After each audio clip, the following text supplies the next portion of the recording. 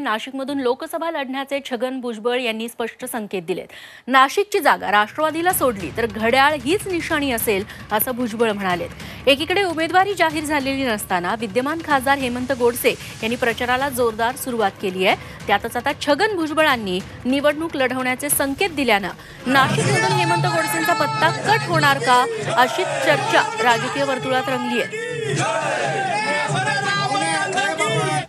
जे आता जे खासदार आहेत शिंदे गटाचे हेमंत गोडसे यांनी फार लावून धरलेले आग्रह आहे.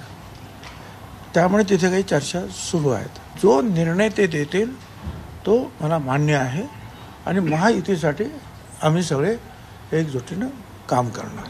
की जागा त्यांनी राष्ट्रवादी काँग्रेसला सोडली की अर्थातच राष्ट्रवादी काँग्रेसचं चिन्ह जे आहे घड्याळ तीच निशाणी असणार.